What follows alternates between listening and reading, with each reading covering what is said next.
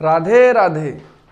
आज हम शुरू करते हैं कक्षा 10 विज्ञान विषय का चैप्टर नंबर 8 जीव जनन कैसे करते हैं।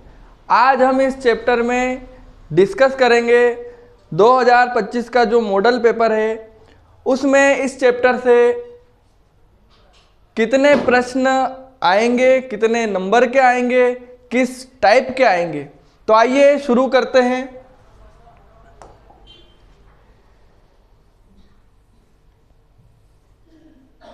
देखिए इस चैप्टर में कुछ इम्पोर्टेंट डायग्राम दिए गए हैं, पहले हम वो देख लेते हैं।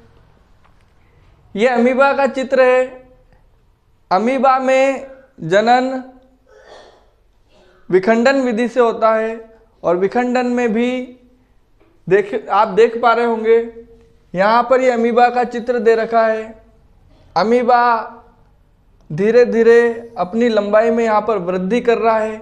यहाँ पर पहले एक केंद्रक था, फिर 2 केंद्रक हो गए, उसके बाद ये दोनों केंद्रक अलग अलग हो गए और एक अमीबा से हमें यहाँ पर 2 अमीबा प्राप्त हुए।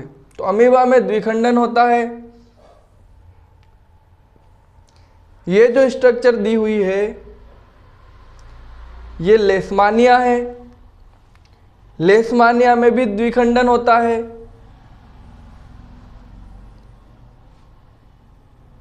ये मलेरिया का परजीवी होता है प्लेज्मोडियम और इसमें बहुखंडन होता है। फिर हम देखेंगे प्लेनेरिया में एक प्लेनेरिया 3 टुकड़ों में टूट गया और ये तीनों टुकड़े आगे वृद्धि करके 3 नए प्लेनेरिया हमें यहाँ पर प्राप्त हुए। ये एक जीव है, इसका नाम है हाइड्रा। हाइड्रा में यहाँ पर एक छोटा सा उभार निकल आया जिसे मुकुल कहते हैं।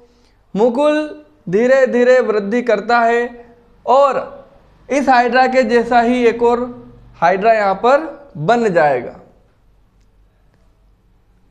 हम इस चैप्टर में देखेंगे ब्रायोफिलम मतलब पत्थर चट्टा, जो कि पथरी में भी काम में आता है। पथरी के इलाज में ये काम में आएगा। यहाँ पर इस पत्ती से कलिकाएं निकल गई है। ये कलिकाएं मिट्टी में जब गिर जाती है तो नया पौधा उत्पन्न कर देती है। हम पढ़ेंगे राइजोपस में बीजाणु समासंग। राइजोपस में ये जो ऊपर ऊपर के गोलाकार भाग है इन्हें बीजाणु धानी कहते हैं। और बीजाणु धानी के अंदर ये बहुत सारे बीजाणु रहते हैं और ये बीजाणु जब नमी के संपर्क में आएंगे तो ये वृद्धि करने लग जाएंगे। इस चैप्टर में ये मोस्ट इम्पोर्टेंट है। पुष्प की अनुदैर्घ्य काट, ये एक प्रश्न बहुत बार आया है। पुष्प की अनुदैर्घ्य काट का नामांकित चित्र बनाकर इसको विस्तार से समझाइए। तो हम पुष्प के बारे में, इसकी जो अनुदैर्घ्य काट है इसके बारे में पढ़ेंगे। यह एक द्विलिंगी पुष्प है। इस पुष्प में स्त्री केसर भी है जिसमें वर्तिकाग्र, ये बीच में जो दिख रहा है, बीच में जो सबसे मोटी नली दिख रही है इसे बोलते हैं वर्तिका। यहाँ पर होता है अंडाशय और अंडाशय के अंदर बीजांड होते हैं। बीजांड के अंदर अंड कोशिका पाई जाती है। तो पुष्प में जो स्त्री केसर फीमेल वाले भाग होते हैं उनके नाम है, सबसे पहले यहाँ है अंडाशय। अंडाशय के अंदर है बीजांड और बीजांड के अंदर होती है अंड कोशिका। ये अंडाशय ऊपर जाकर वर्तिका, सबसे ऊपरी भाग कहलाता है वर्तिकाग्र। पुष्प में जो मेल वाले भाग है पुंकेसर कहते हैं जिनको। एक तो है ये बहुत सारे तंतु दिख रहे हैं। तंतु के जस्ट ऊपर, सबसे ऊपर वाला जो भाग है उसको बोलते हैं परागकोश और इसके अंदर होते हैं पराग कण। ये पराग कण यहां से निकलकर वर्तिकाग्र पर जाएंगे। वर्तिकाग्र से यहाँ पर एक नली होती है और वर्तिकाग्र से होते हुए यहाँ वर्तिकाग्र से वर्तिका से होते हुए ये अंडाशय में जाते हैं और बीजांड की अंड कोशिका के साथ संलयित हो जाते हैं। तब जाकर युग्मनज बनता है। युग्मनज लगातार वृद्धि करेगा, बीजांड से बनेगा बीज और ये जो अंडाशय है ये आपको फल के रूप में प्राप्त हो जाएगा। तो स्त्री केसर और पुंकेसर के अलावा भी इसमें ये दल होते हैं, पंखुड़ियाँ, और नीचे होते हैं बाह्य दल, जो कि स्त्री केसर और पुंकेसर की रक्षा करते हैं। ये देखिए वर्तिकाग्र पर यहाँ पर एक परागकण आया है। परागकण नर युग्मक है। इस नली से होकर अंडाशय में यहाँ पर अंड कोशिका से संलयित हो जाएगा। अब फूल में जब परागकण निषेचन करेगा अंड कोशिका का तो फल बनेगा और अंदर प्राप्त होगा हमें बीज। वह बीज जब जमीन में उगाया जाएगा, जब उसको खाद और जल पिलाया जाएगा, जल दिया जाएगा, तो वह बीज जमीन में जाने के बाद उससे एक तो निकलेगा प्रांकुर, जिसे हम कहेंगे भावी प्ररोह, और एक निकलेगी मूलांकुर, भावी जड़। जड़ अंदर की साइड जाएगी, प्रांकुर या प्ररोह ऊपर की ओर जाएगा और इस तरह से हमें एक पौधा प्राप्त होगा। इस चैप्टर में एक इम्पोर्टेंट चित्र तो हमने ये देखा, इसकी डिटेल भी पूछता है बार बार। फिर दो और इम्पोर्टेंट चित्र है। एक तो है मानव का नर जनन तंत्र। अब मानव का जो नर जनन तंत्र है उसके भाग क्या क्या है हम ये देखते हैं। नर जनन तंत्र में यहाँ पर शरीर के बाहर वृषण कोश स्थित होता है। वृषण कोश में एक जोड़ी मतलब संख्या में 2 वृषण स्थित होते हैं। वृषण से शुक्राणुओं का उत्पादन होता है और वृषण से ही एक हार्मोन है जो नर में लैंगिक लक्षणों और दाढ़ी मूंछ का आना, आवाज़ का भारी होना, तो जो नर के लैंगिक लक्षण हैं उनके लिए उत्तरदायी होता है। जो हार्मोन जिसका नाम है टेस्टोस्टेरोन, ये भी वृषण से ही स्त्रावित होता है। वृषण से यहाँ पर एक ये नली दिख रही होगी, शुक्र वाहिनी निकलती है। इस शुक्र वाहिनी में जो शुक्राणु है वो शुक्राणु वृषण से निकलकर शुक्र वाहिनी से होके आगे की तरफ बढ़ते हैं। यहाँ पर ये दे रखा है शुक्राशय और यहाँ पर एक ग्रंथि दे रखी है प्रोस्टेट ग्रंथि। अब उन शुक्राणुओं में शुक्राशय और प्रोस्टेट ग्रंथि से स्राव निकलकर मिल जाएंगे, जिससे थोड़ा सा तरल माध्यम यहाँ पर शुक्राणुओं को प्राप्त हो जाएगा। ये शुक्राणु शिश्न मार्ग से बाहर की ओर निकल जाते हैं। अब यहाँ पर ये जो शिश्न मार्ग है, मूत्र मार्ग है, यहाँ देखिए मूत्राशय है। मूत्र नलिका से यहाँ पर मूत्राशय के अंदर मूत्र यानी यूरिन इकट्ठा होगा और ये यूरिन भी इसी रास्ते के द्वारा बाहर आ जाएगा। मतलब शुक्राणुओं के लिए और जो मूत्र है उन दोनों के लिए नर जनन तंत्र में एक ही मार्ग होता है। फिर हम पढ़ेंगे मानव का मादा जनन तंत्र। इसके भाग देखिए, शिश्न के द्वारा जो शुक्राणु स्त्रावित होंगे वह योनि मार्ग से प्रवेश करेंगे। योनि मार्ग का ये जो सिरा है इसे हम बोलते हैं ग्रीवा। यहाँ देखिए माता के जनन तंत्र में 2, यहाँ पर एक ये अंडाशय है, दूसरा अंडाशय इधर है, मतलब एक जोड़ी अंडाशय होते हैं। अंडाशय से यहाँ पर फैलोपियन ट्यूब या अंडवाहिका निकली होती है। दोनों अंडवाहिका आगे चलकर संयुक्त हो जाती है और ये गर्भाशय बनाती है। अब हम ये भी पढ़ेंगे कि शुक्राणु जब योनि मार्ग से अंदर जाएंगे तो यहाँ पर ये जो अंडाशय है, इन अंडाशय से निकलता है अंडाणु, और अंडाणु महीने में दोनों अंडाशय से कोई एक अंडाणु निकलेगा, उस अंडाणु को ये जो शुक्राणु है अंडवाहिका में जाकर निषेचित कर देंगे। निषेचित होकर अंडाणु या जो युग्मनज बनेगा वो यहाँ पर गर्भाशय में आकर इसकी दीवार पर चिपक जाएगा और भ्रूण बनने लगेगा। वह भ्रूण 9 महीने में एक शिशु के रूप में गर्भ में परिपक्व होता है। आगे हम देखते हैं, देखिए ये जो चैप्टर है जीव जनन कैसे करते हैं, बोर्ड में इससे 7 अंक के प्रश्न पूछे जाएंगे। उन 7 अंक के प्रश्न में एक तो रहेगा ऑब्जेक्टिव प्रश्न, एक रहेगा अति लघुतरात्मक प्रश्न, 2 नंबर का एक लघुतरात्मक प्रश्न और एक प्रश्न है बड़ा प्रश्न आएगा 3 नंबर का। अब इस साल मॉडल पेपर में इस चैप्टर से कौन कौन से प्रश्न दिए आइए देखते हैं। देखिए पहला ऑब्जेक्टिव प्रश्न इसमें दिया है, अमीबा में जनन की विधि है कौन सी है। अमीबा में जनन की विधि कौन सी है, अमीबा जनन कैसे करता है। हमें पता है अमीबा अलैंगिक जनन करता है और अमीबा में विखंडन होता है। एक अमीबा आगे वृद्धि करते हुए 2 कोशिकाओं में बढ़ जाता है, मतलब इसमें द्विखंडन होता है। तो इसका सही आंसर है द्विखंडन। अब देखिए ये विखंडन क्या होता है।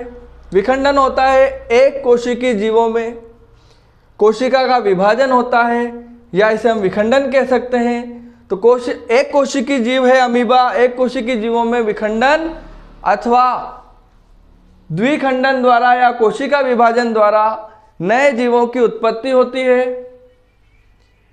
और किस में होता है ये, अनेक जीवाणुओं में, प्रोटोजोआ में।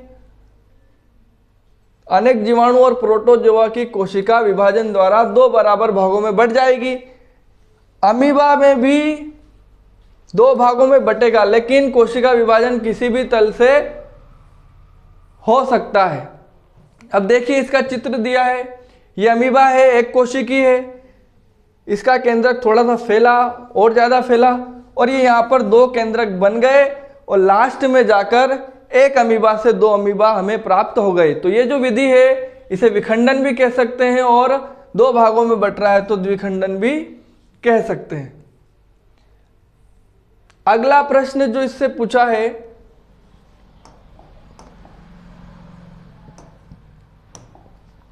मां के शरीर में भ्रूण को पोषण किसके द्वारा प्राप्त होता है।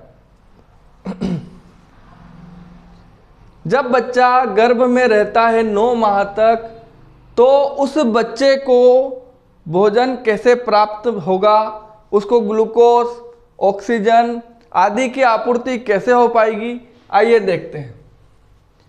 तो भ्रूण को मां के रुधिर से ही पोषण मिलता है, भ्रूण को मां के रुधिर से ही पोषण मिलता है और इसके लिए एक विशेष संरचना होती है जिसे हम प्लेसेंटा कहते हैं। प्लेसेंटा मतलब हिंदी में बोले तो नाभि। माँ की नाभि से बच्चा जुड़ा रहता है, माँ की नाभि से मतलब प्लेसेंटा से ही बच्चे को ऑक्सीजन, ग्लूकोज आदि की आपूर्ति हो पाती है। प्लेसेंटा के बारे में दिया है, एक तस्तरीनुमा संरचना है जो गर्भाशय की भित्ति में, माँ का जो गर्भाशय होता है उसकी भित्ति में ये प्लेसेंटा धसी होती है। इस प्लेसेंटा में भ्रूण की ओर के उत्तक में प्रवर्ध होते हैं। प्रवर्ध का मतलब होता है जैसे हमारी ये जो उंगलियां हैं इस तरह से उस ये जो तस्तरीनुमा प्लेट है गर्भाशय से कनेक्ट रहती है और इसमें भ्रूण की तरफ उंगली नुमा संरचनाएं होती है। माँ के उत्तकों में रक्त स्थान होते हैं जो प्रवर्ध को आच्छादित करते हैं, उस भ्रूण को ढके रहते हैं। यह माँ से भ्रूण को ग्लूकोज, ऑक्सीजन और अन्य पदार्थों के स्थानांतरण हेतु एक वृहद क्षेत्र प्रदान करते हैं। मतलब इस प्लेसेंटा के माध्यम से ही भ्रूण को ग्लूकोज, ऑक्सीजन जो भी चीज़ आवश्यक है उन सब की आपूर्ति हो पाती है। विकासशील जो भ्रूण है, अब वो ग्लूकोज ऑक्सीजन ग्रहण कर रहा है तो अपशिष्ट भी त्यागेगा ही, तो वो जो अपशिष्ट है वापस से प्लेसेंटा के माध्यम से माँ के रुधिर में पहुँचा दिए जाते हैं और वहाँ से जो शरीर का हमारा ये जो तंत्र है, उत्सर्जन तंत्र, इसके माध्यम से निष्कासित कर दिए जाते हैं। इनका निपटान प्लेसेंटा के माध्यम से ही माँ के रुधिर में स्थानांतरण द्वारा होता है। माँ के शरीर में गर्भ को विकसित होने में 9 महीने का समय लगता है, 9 महीने 10 दिन लगते हैं, और गर्भाशय की पेशियों के लयबद्ध संकुचन से शिशु का जन्म होता है।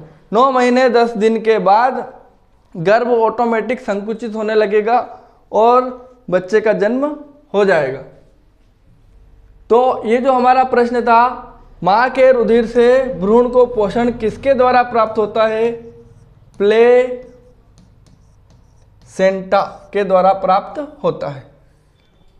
इस तरह से आपके यहाँ पर 2 क्वेश्चन हो गए।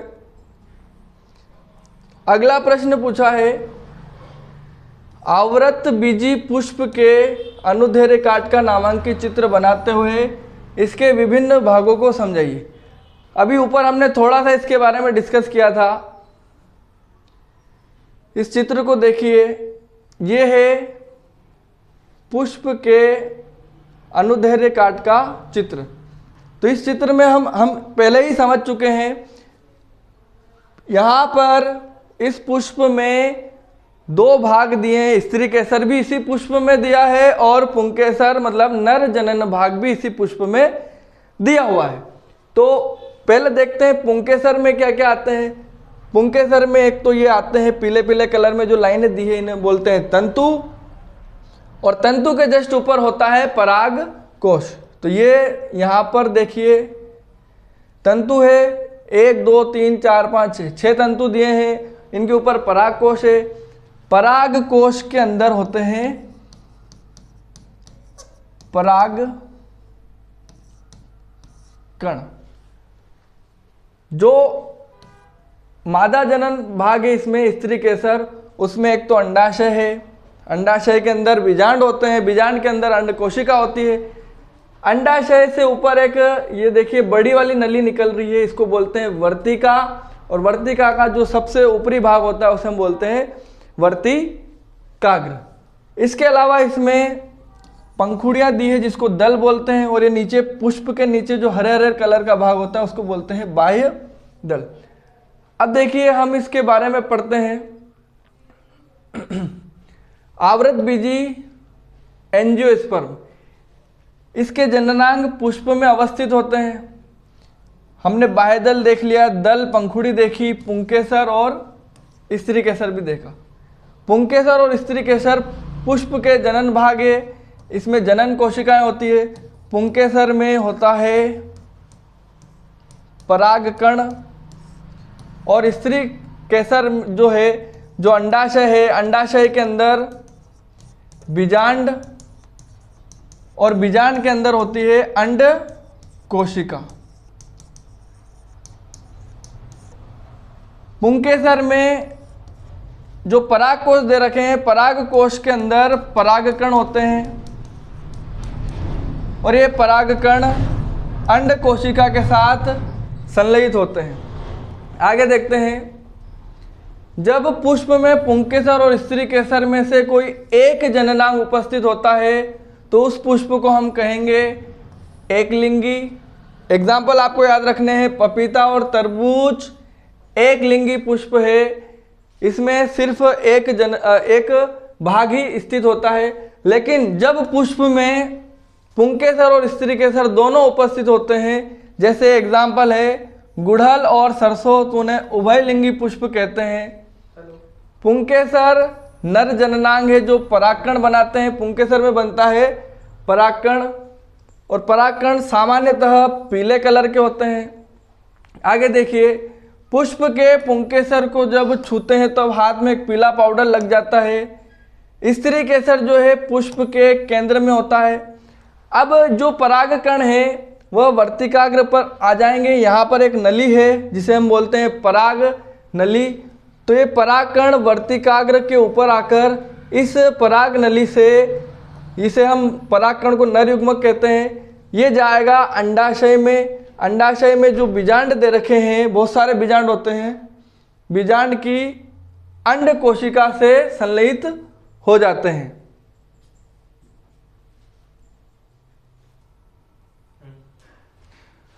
तो स्त्री केसर जो है पुष्प के बिल्कुल केंद्र में होता है। इसके हमने 3 भाग देखे हैं, वर्तिकाग्र, अंडाशय और ये पराग नली। आगे देखिए, आधार पर उभरा और फूला हुआ भाग अंडाशय है, मध्य में ये जो पराग नली थी ये इसके इस यहाँ पर वर्तिका है, और शीर्ष भाग वर्तिकाग्र है जो चिपचिपा होता है। इस चिपचिपे भाग पर परागकण आकर चिपक जाते हैं और पराग नली मतलब इस वर्तिका से होकर अंडाशय के अंदर आ जाते हैं। अंडाशय में बीजांड होते हैं, प्रत्येक बीजांड में एक अंड कोशिका होती है। परागकण द्वारा उत्पादित जो नर युग्मक है अंडाशय की अंड कोशिका मादा युग्मक से संलयित हो जाता है। आगे जनन कोशिकाओं के इस युग्मन अथवा निषेचन से क्या बनेगा, तो निषेचन से हमेशा बनता है युग्मनज। तो यहाँ पर भी युग्मनज बनेगा और इस युग्मनज में नए पौधे को विकसित करने की क्षमता होती है। पराग कणों को पुंकेसर से वर्तिकाग्र तक स्थानांतरण करने की आवश्यकता है, या तो हवा के माध्यम से या जल के माध्यम से या मधुमक्खी की सहायता से पराग कण वर्तिकाग्र के ऊपर चले जाते हैं। अगर मान लो कि पराग कणों का यह स्थानांतरण उसी पुष्प के वर्तिकाग्र पर होता है, सेम पुष्प पर ही होता है, तो उसे कहेंगे स्वपरागण।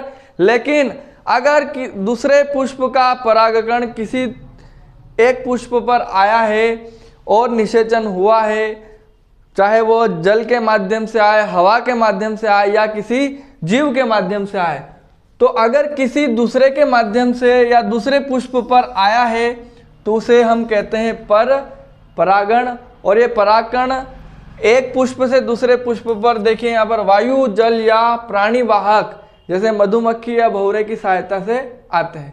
फिर क्या होगा, परागकणों के उपयुक्त वर्तिकाग्र पर पहुंचने के पश्चात जो नर युग्मक है वो अंडाशय में स्थित मादा युग्मक यानी अंड कोशिका तक उसको पहुंचना पड़ता है, और इसके लिए परागकण से एक नलिका विकसित होती है तथा वर्तिका से होती हुई बीजांड तक पहुंचती है। जैसा कि अभी हमने ऊपर के इस चित्र में देखा, ये परागकण यहाँ पर वर्तिकाग्र पर आया, वर्तिकाग्र पर आने के बाद यहाँ से एक नली विकसित हुई जिसे हम कहेंगे पराग नली, और पराग नली की सहायता से यह मादा युग्मक तक पहुंचकर उसको निषेचित कर देगा।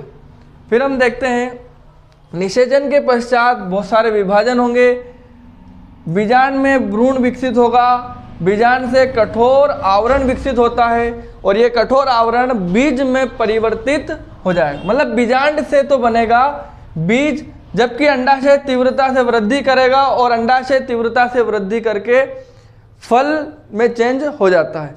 तो हमें बीजांड से तो मिला बीज और अंडाशय से मिला फल, और जो बीजांड से जो हमें बीज मिला उस बीज में नए पौधे को विकसित करने की क्षमता होती है। जब आप उसको खेत में उगाओगे, उसको जल और खाद की पूर्ति करोगे तो वह बीज नए पौधे में विकसित हो जाएगा।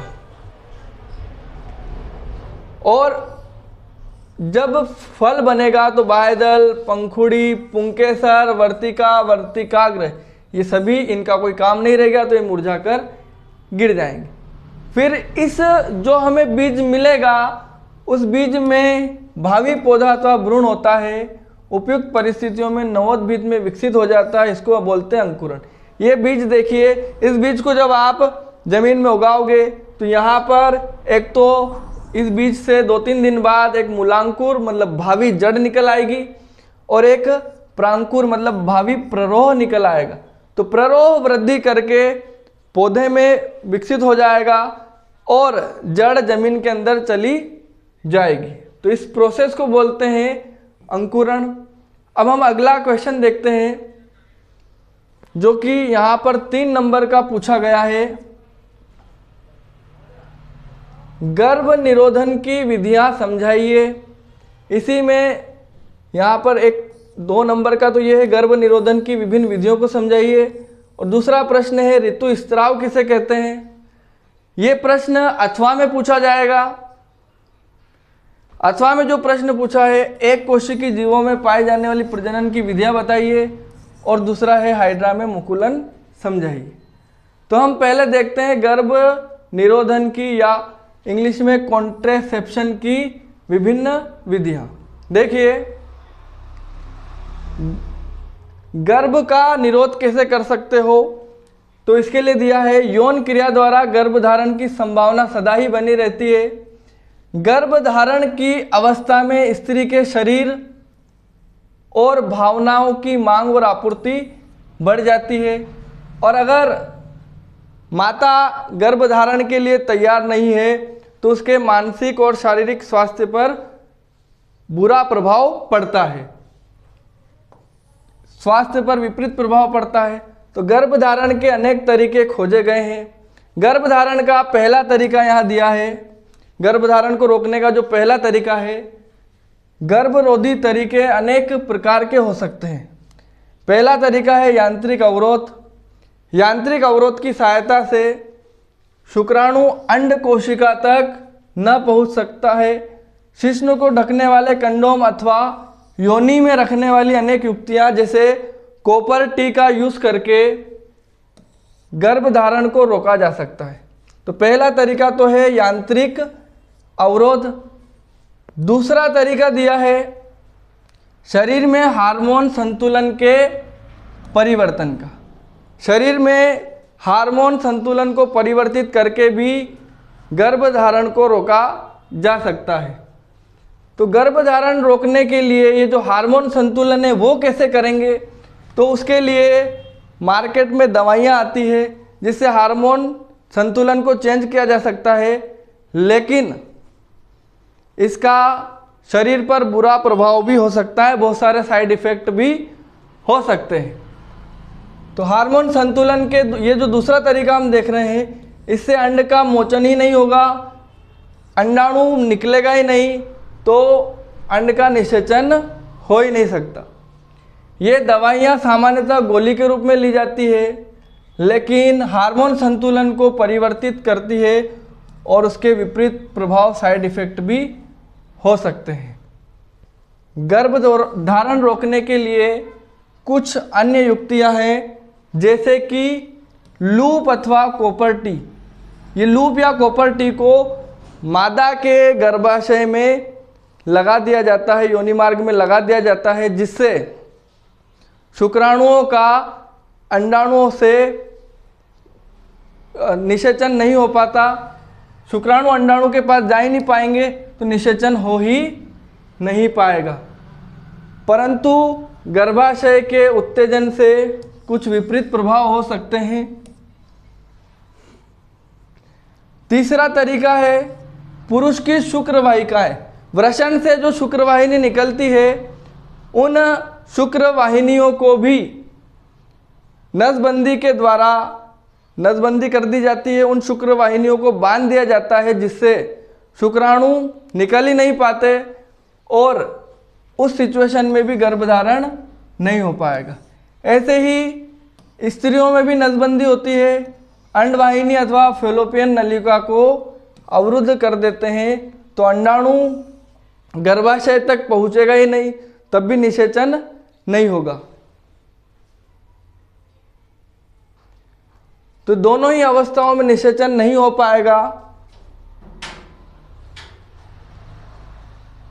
शल्य तकनीक द्वारा, तो शल्य तकनीक द्वारा इस प्रकार के अवरोध उत्पन्न किए जा सकते हैं। मतलब हमने गर्भ धारण को रोकने के यहाँ 3 तरीके देखे हैं। पहला है यांत्रिक अवरोध, जिससे शुक्राणु अंड कोशिका तक पहुंच ही नहीं पाएंगे। उदाहरण इसके कंडोम या योनि में रखने वाली अनेक युक्तियां, जैसे कॉपर टी दे ही रखा है। दूसरा तरीका है हार्मोन इम्बैलेंस का हार्मोन संतुलन को आप परिवर्तित कर सकते हो। उसके लिए मादा को दवाइयाँ दी जाती है और उस दवाई देने से हार्मोन इम्बैलेंस हो जाता है, अंडाणु निकल ही नहीं पाता, तो तब भी गर्भधारण नहीं हो सकता। लेकिन इन दवाइयों का विपरीत प्रभाव, साइड इफेक्ट हो सकता है। मादा के गर्भ में लूप या कॉपर टी को गर्भाशय में स्थापित करेंगे, ये हमने देखा था। तो गर्भाशय के उत्तेजन से कुछ विपरीत प्रभाव हो सकते हैं। तो ये कॉपर टी भी, इससे भी विपरीत साइड इफेक्ट हो सकता है। फिर हमने तीसरा तरीका देखा कि यदि पुरुष की शुक्रवाहिनी, मतलब वृषण से जो शुक्रवाहिनी जुड़ी रहती है, उस शुक्रवाहिनी को अवरुद्ध कर दें तो तब भी गर्भधारण को रोका जा सकता है। साथ ही मादा में अंड, जो फेलोपियन ट्यूब है, उस फेलोपियन ट्यूब को बंद करके उसका ऑपरेशन करके भी निषेचन को रोका जा सकता है। आगे देखिए, तो ये ऑपरेशन द्वारा करते हैं। शल्य तकनीक भविष्य के लिए पूर्ण सुरक्षित है, लेकिन अगर ऑपरेशन सावधानी पूर्वक नहीं किया गया तो संक्रमण, इन्फेक्शन हो सकता है, दूसरी समस्याएं भी उत्पन्न हो सकती है। आगे दिया है शल्य क्रिया द्वारा अनचाहे गर्भ को हटाया जा सकता है, लेकिन इस तकनीक का दुरुपयोग उन लोगों द्वारा किया जाता है जो लड़का और लड़की में भेद करते हैं। तो यह गैर कानूनी है। हमारे लिए लड़का और लड़की दोनों समान है। तो विशेष लिंग का बच्चा जो नहीं चाहते, उनके द्वारा शल्य क्रिया द्वारा अनचाहे गर्भ को हटाने की प्रोसेस की जाती है। तो यह बिल्कुल गलत बात है। एक स्वस्थ समाज के लिए मादा नर लिंग अनुपात बनाए रखना आवश्यक है। हमारे देश में भ्रूण लिंग निर्धारण एक कानूनी अपराध है। आपको भी अगर कोई ऐसा पता लगे कि ये, इसका पता लगाते हैं सोनोग्राफी के द्वारा, लेकिन अगर कहीं पर भी आपको पता लगे कि लिंग निर्धारण किया जाता है तो उसकी तुरंत शिकायत करें। आगे देखिए, हमारा अगला प्रश्न है, ऋतुस्राव किसे कहते हैं?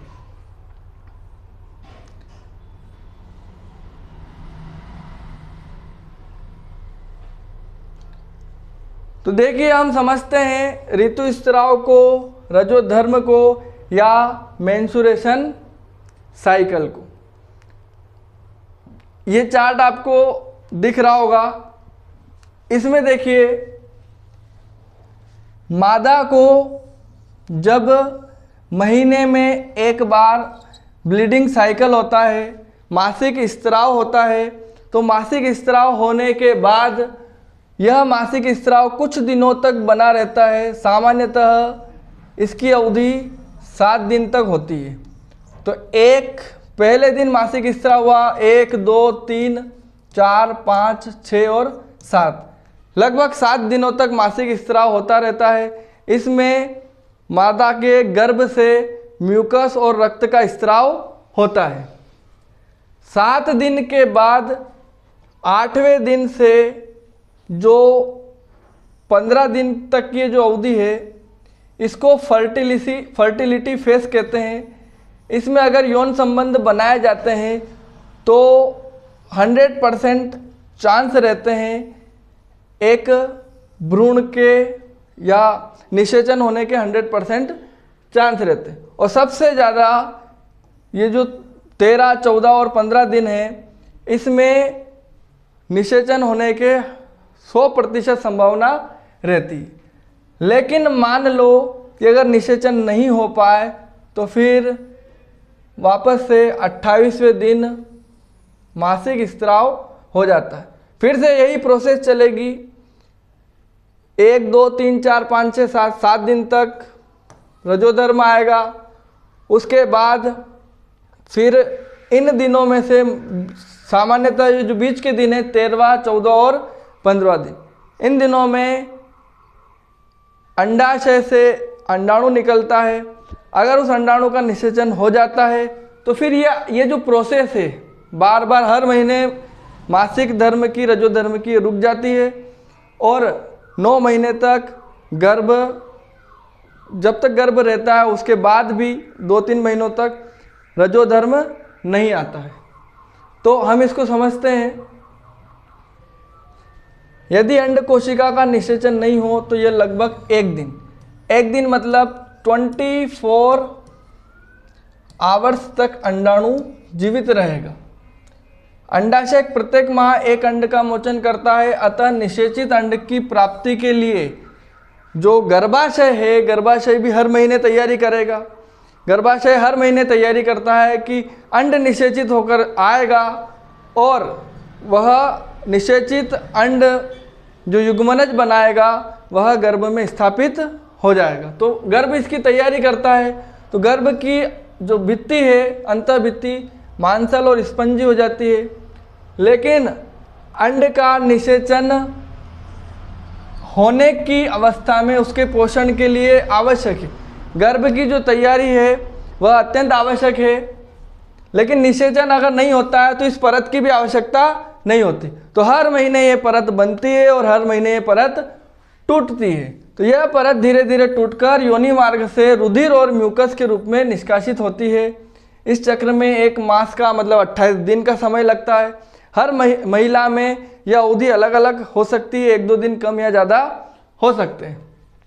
तो लगभग 1 मास का 28 दिन का या 30 दिन का समय लगता है। इसे ऋतुस्राव, रजोधर्म या मेंस्ट्रुएशन साइकिल कहते हैं। इसकी अवधि 2 से 8 दिनों की होती है। महिलाओं को इस रजोधर्म में मानसिक परेशानी होती है, शारीरिक तकलीफ भी होती है। तो ऐसी महिलाओं को आयरन, फोलिक एसिड की दवाइयों का सेवन करना चाहिए, जिससे खून की फिर से आपूर्ति हो सके। ये देखिए, ये गर्भाशय अपने आप को तैयार करेगा। अंडाशय से अंडाणु निकलेगा, फेलोपियन ट्यूब में जाएगा और अगर उसका निषेचन हो जाता है तो गर्भ में आकर स्थापित हो जाएगा। अगर निषेचन नहीं हो पाएगा तो ये जो परत है ये टूट जाएगी। फिर अगला जो प्रश्न है हमारा, 2 प्रश्न और बचे हैं। एक कोशिकीय जीवों में पाए जाने वाली प्रजनन की विधियां और हाइड्रा में मुकुलन को समझाना है। तो पहले हम ये देखते हैं, हाइड्रा में मुकुलन समझाइए।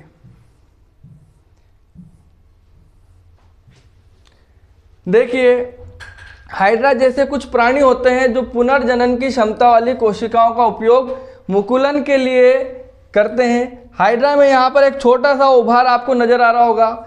ये उभार मुकुल के रूप में, जैसे आलू की आंखें निकली होती है वैसे हाइड्रा में यहाँ पे मुकुल निकल जाता है। यह मुकुल लगातार वृद्धि करता हुआ एक नन्हे जीव में बदल जाता है। मतलब एक हाइड्रा के यहाँ पर हमें 2 हाइड्रा प्राप्त हो जाते हैं। तो ये मुकुल निकलकर नया जीव जो बन रहा है, इस प्रोसेस को बोलेंगे मुकुलन। हाइड्रा में कोशिकाओं के नियमित विभाजन के कारण ये एक स्थान पे उभार आ गया। यह उभार, जिसको मुकुल कहेंगे, वृद्धि करता हुआ नन्हे जीव में बदल जाता है। पूर्ण विकसित होकर जनक से ये अलग हो जाएगा और एक नया जीव बना लेगा। अब हमारा लास्ट प्रश्न बचा है, एक कोशिकीय जीवों में अलैंगिक जनन की जो विधियां हैं वो हमें समझानी है। तो अलैंगिक जीवों में, एक कोशिकीय जीवों में विखंडन होता है। एक कोशिकीय जीवों में कोशिका विभाजन या विखंडन द्वारा नए जीवों की उत्पत्ति होती है। विखंडन के अनेक तरीके हैं। अनेक जो जीवाणु हैं, प्रोटोजोआ है, कोशिका विभाजन द्वारा ये 2 भागों में विभक्त हो जाते हैं। मतलब इनमें द्विखंडन होता है। अमीबा में भी द्विखंडन होता है, लेकिन कोशिका विभाजन किसी भी तल से हो सकता है। देखिए यहाँ पर इसको थोड़ा बड़ा कर देते हैं। अमीबा में ये जो अमीबा है इसका केंद्रक यहाँ फैल रहा है और धीरे धीरे केंद्रक 2 भागों में टूट गया। यहाँ पर द्विखंडन हो गया। एक अमीबा से हमें 2 अमीबा मिल गए। ऐसे ही लेशमानिया में भी, यहाँ देखिए, लेशमानिया में एक धागे जैसी संरचना निकल रही थी, फिर एक और धागे जैसी संरचना निकली। यहाँ पर एक केंद्रक था, फिर 2 केंद्रक हुए, और ये दोनों केंद्रक यहाँ पर अलग अलग हो जाएंगे। तो इस तरह से लेशमानिया में भी द्विखंडन होता है। तो अमीबा और लेशमानिया, इसके अलावा प्रोटोजोआ, अनेक जीवाणुओं में द्विखंडन होता है। ये सभी एक कोशिकीय जीव है। फिर हम देखते हैं कालाजार के रोगाणु लेशमानिया में। ये जो लेशमानिया है इसमें कोशिका के एक सिरे पर कोड़े के समान यहाँ पर दो संरचनाएं दिख रही होगी। यहाँ पर पहले एक संरचना थी, फिर एक और संरचना उत्पन्न हो गई, और फिर ये दूसरी जो संरचना है ये भी लगातार वृद्धि करेगी। यहाँ एक केंद्रक के दो केंद्रक हो जाएंगे और लास्ट में हमें दो लेशमानिया प्राप्त होंगे। ऐसे जीवों में द्विखंडन एक निर्धारित तल से होता है। लेकिन मलेरिया का जो परजीवी है प्लेज्मोडियम, ये दिया हुआ है। इस मलेरिया के परजीवी प्लेज्मोडियम में एक कोशिकीय जीव अनेक संतति कोशिकाओं में विभाजित होते हैं। यहाँ पर आपको बहुत सारे केंद्रक दिखाई दे रहे होंगे। तो ये भी एक कोशिकीय जीव है, लेकिन इसमें जब जनन होता है तो इसमें दो भागों में नहीं टूट के बहुत सारी कोशिकाओं में टूट जाता है और नए जीव बना लेता है। तो यहाँ पर होता है बहुखंडन। तो प्लेज्मोडियम में बहुखंडन होता है। लेशमानिया, अमीबा, कालाजार के जो रोगाणु है लेशमानिया, अमीबा, प्रोटोजोआ जीवाणु में विखंडन होता है। तो एक कोशिकीय जीवों में दो विधियां हैं, एक तो है द्विखंडन और एक है बहुखंडन।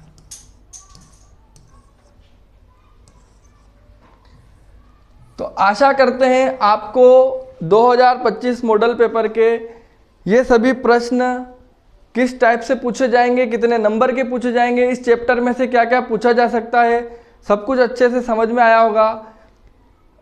तो वीडियो को शेयर कीजिए, सब्सक्राइब कीजिए। Thank you.